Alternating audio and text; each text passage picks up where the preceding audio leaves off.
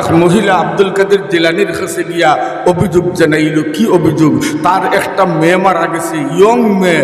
এখন মনে মনে চায় স্বপ্ন যুগে দেখতো, এখন তো স্বপ্ন যুগে আর দেখেন না। ডাক দিয়ে বলে, আব্দুল কাদের জিলানি, আব্দুল কাদের জিলানি গো, আমার একটা আদরের মেয়ে, যেই মেয়েটা আমি বড় আদর করতাম, বড় স্নেহ করতাম, কিন্তু 18 বছর বয়সে আমার যুবতী মেয়েটা ইন্তেকাল করেছে।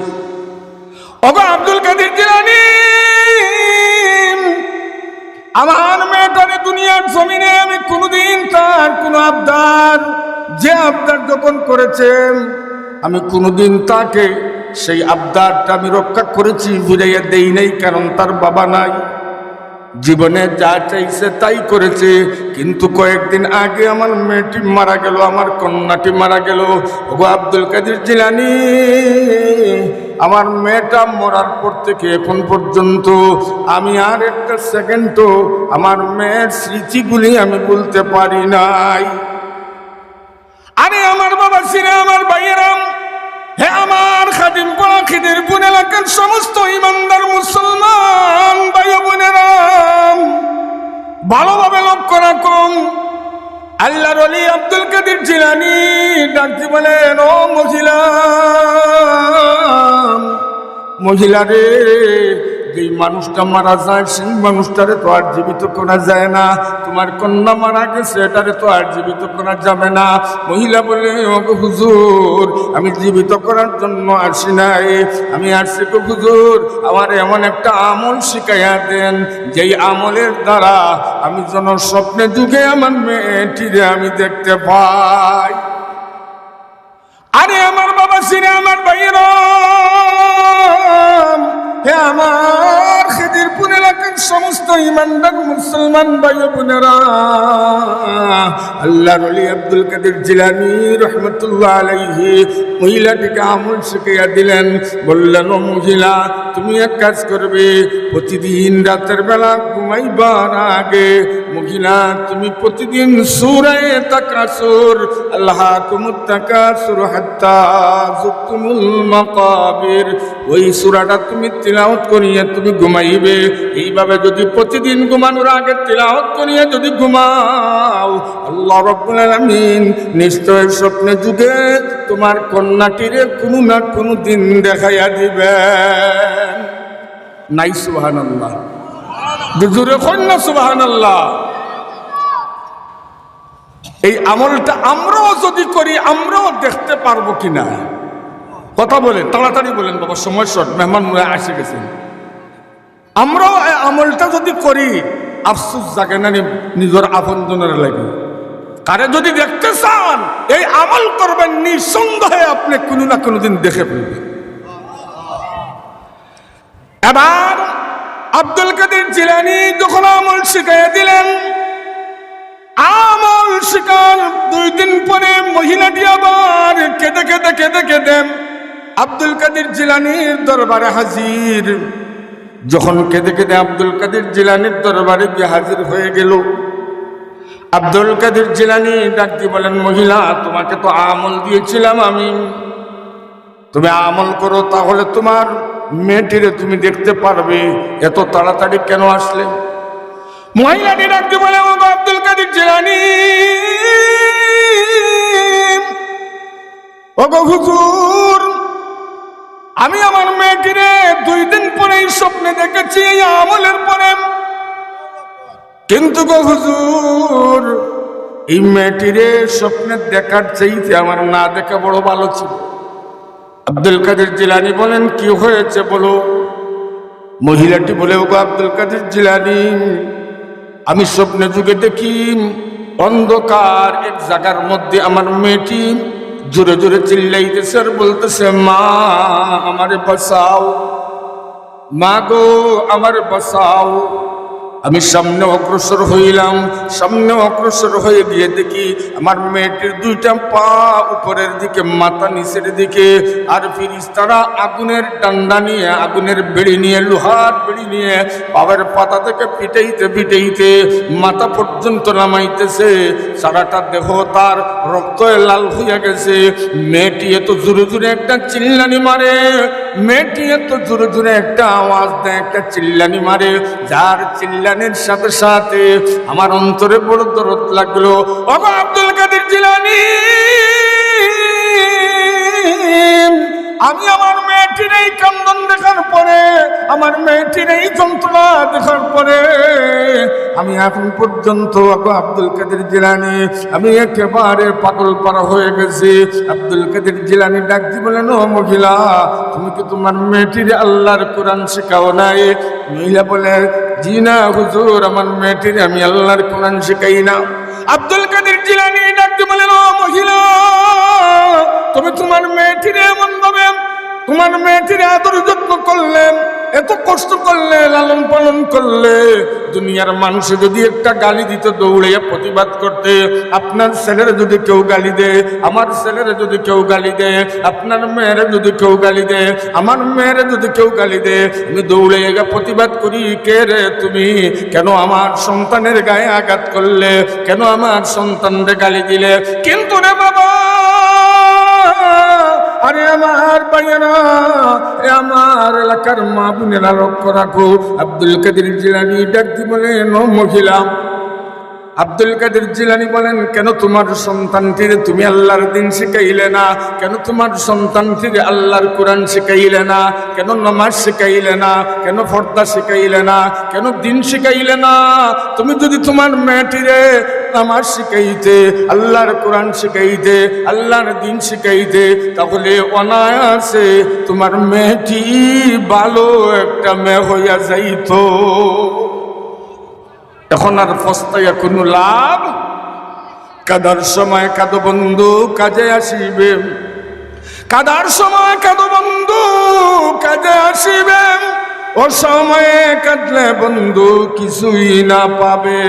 কত ধনী জ্ঞানী গুণী ছিল যে দরায়, এসব কিছু রেখে তারা গেল যে কোথায়। জিলানী আর চিশতি রুমি জুনাইদ হেন কতক মাঝি, পার পেল সব কপাল গুনে। শক্ত তরির যাত্রী বলে, আমার তরি জীর্ণ জাহায়, এ প্রেম নদীর তুফান কেটে পারব না কো দিতে পারি, ডুবিয়ে যাবে অতল তলে। তাই আমার বাবা সিনে, আমার ভাইয়েরাম, হে আমার খাদিমপাড়া এলাকার, খিদুরপুর এলাকার সমস্ত ইমানদার মুসলমান ভাই বোনেরা লক্ষ্য করো। আব্দুল কাদের জিলানী বলেন, ও মহিলা, তোমার মেয়েটিরে কেন তুমি আল্লাহর দিন শিখাইলে না? এখন আর পস্তাইয়া কোনো লাভ হবে না। কাজের সময় তুমি কাজ করো নাই, এখন আস্তাইয়া পস্তাইয়া আর কোনো উপকার হবে না।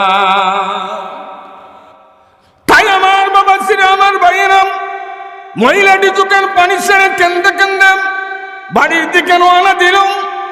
আব্দুল কাদের জিলানী রহমতুল্লাহ আলাইহি বলেন, এর দুই একদিন পরে আমি স্বপ্নে যুগে হঠাৎ একদিন দেখি কিয়ামতের মাঠ আরম্ভ হইয়া গেছে।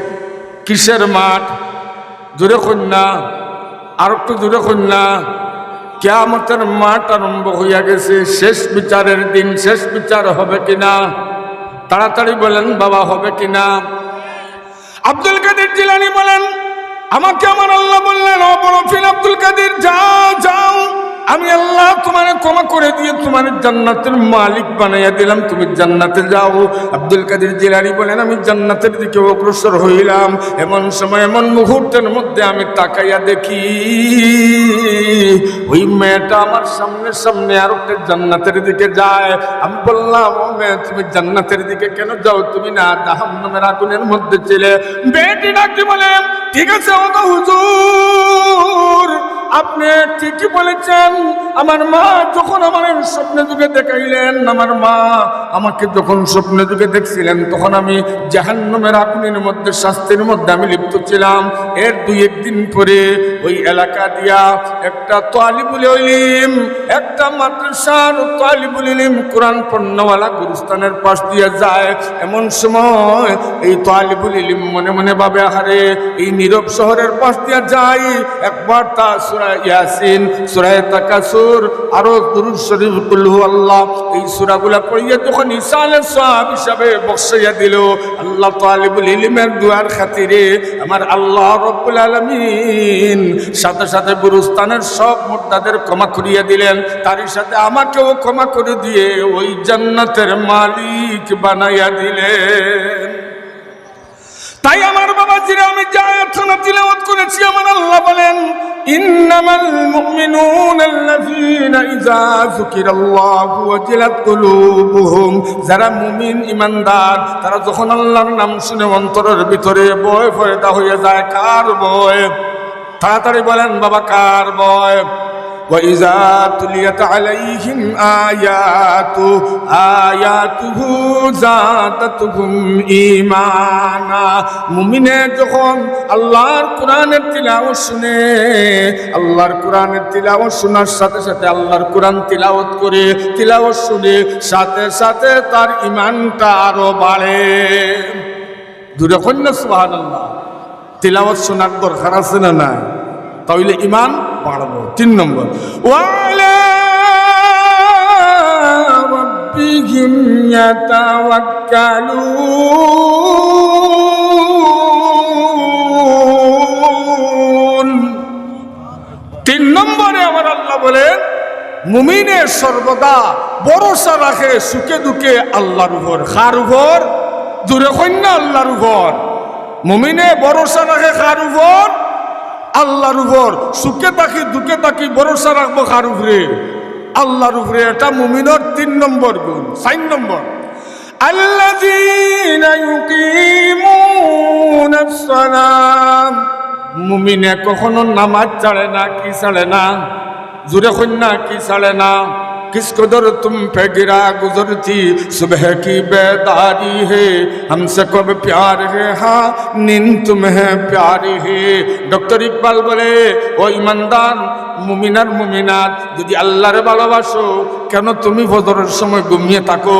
আল্লাহরে ভালোবাসলে আজানের সাথে সাথে মসজিদের দিকে চলে যাইতায়। মহিলা আল্লাহরে ভালোবাসলে তুমি সাথে সাথে নামাজের প্রস্তুতি নিতায়। এটা হলো মুমিনের 4 নম্বর গুণ। 5 নম্বর, আল্লাযীনা ইউকিমুনাস সালাহ ওয়া মিম্মা রাযাকনাহুম ইউনফিকুন। মুমিনের 5 নম্বর গুণ হইল, জীবনে যা খামাই করে তার তনে একটা অংশ আল্লাহর রাস্তার দান করে। কার রাস্তা? দূরে হন না, কার রাস্তা? এই 5টা গুণ আমাদের ভিতরে থাকতনি না? না, দূরে হন না, থাকতো।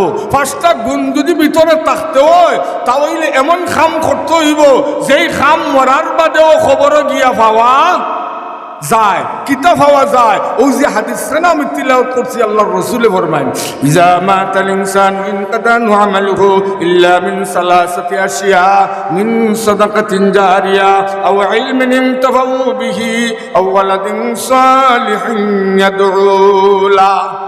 আল্লাহর রাসূল বলেন, মানুষ মরণের বাদে মাত্র 3টা জিনিস বাকি থাকে। কয়টা? জোরে কই না, আরো জোরে। 3টা। এই 3টা জিনিস দুনিয়াত রাখিয়া যাইতাম না। না না, খালি আইসিও খাইমু আর ঘুমাইমু, মনে যেটা চাই ওটা করবো না। কিছু দায় দায়িত্ব আছে, হয় না বাবাজিরা?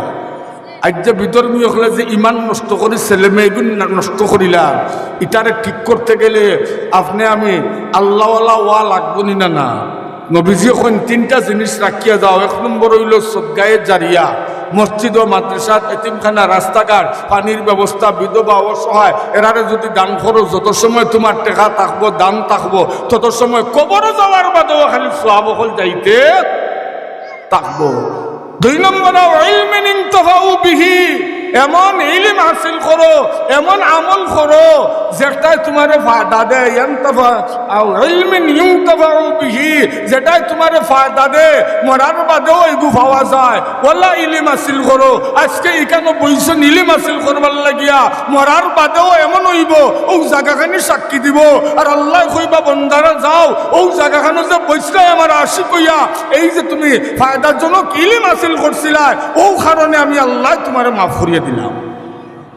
3 নম্বরে হইল ওয়ালাদিন সালিহিন ইয়াদউলাহ, বালা সন্তান বানাইয়া যাইতা। মরার বাদেও মার কথা স্মরণ করতো, বাবার কথা স্মরণ করতো, মুরব্বীর কথা স্মরণ করতো। ইলা সন্তান চাইনি না চাই না, এই সন্তানকে বালা বানাইবার লাগে উলামায়ে কেরামরা এত কষ্ট করিয়া আজ আমরা পূর্বপুরুষরা কষ্ট করি করি খবরও গেছেন গি। এখন আমরার বুজুর্গ হলে কষ্ট কররা করি যাইরা যে কিলা মানুষ নমাজি হইতো, সবর বাচ্চা কিলা বালা হইতো, ছেলে হল বালা হইতো। আর বিদর মেয়ে হলে যে নষ্ট করতে আছে, এই নষ্ট দনে বাঁচাইবার লাগিয়া বুজুর্গানে দিন হলে মা বোনদের ফ্যাক্টরি হকানি অলিয়াল্লাহ হলোর মা বনবার লাগিয়া মহিলা মাদ্রাসা রেডি করছেন। কারণ মহিলা মাদ্রাসা ছাড়া আল্লাহর অলিয়া রইতা নাই। যারা মহিলা মাদ্রাসা পড়বো, পর্দা শিখবো, নামাজ শিখবো, দিন শিখবো, আল্লাহর আযাবার গজবর বই এটা বুঝবো, স্বামীর বাড়ি গেলেও স্বামীর খেদমত করবো, নিজের দেহর পর্দাত রাখবো, 5 ওয়াক্ত নামাজ পড়বো, এই মহিলাটা এই কারণে তার দিন যখন ঠিক থাকবো তখন ইটা মহিলার গর্তনে খালি আল্লাহর অলিও হল ফয়দা নিবা। ইলা মেয়ে হল মহিলা হল আমরা চাইনি না চাই না। আজকের যে মহিলা মাদ্রাসা এই 17টা বছর ধরে কত মেয়ে হল যে এখানে টাইটেল দিয়া দিয়া বাংলাদেশের আনাসে কানাসে গিয়া পড়াইতে আছে। এরা অনেকর বিয়া শাদী হইয়া দেখা যায়, অনেকর পরিবারও গিয়া তারা পরিবারে দেখা যায়, অনেকর পরিবারও গিয়া দেখা যায় তারা যে ইকানোর মাঝে আল্লাহর কোরআন দিন দিয়ে তারা প্রচার করে দিচ্ছে। এই কারণে আমার মা হল, বই নকল, বাই হল, এই মাদ্রাসায় কেন কিয়ামত পর্যন্ত তাকতনি না, সকাল কন্যা তাকতনি না।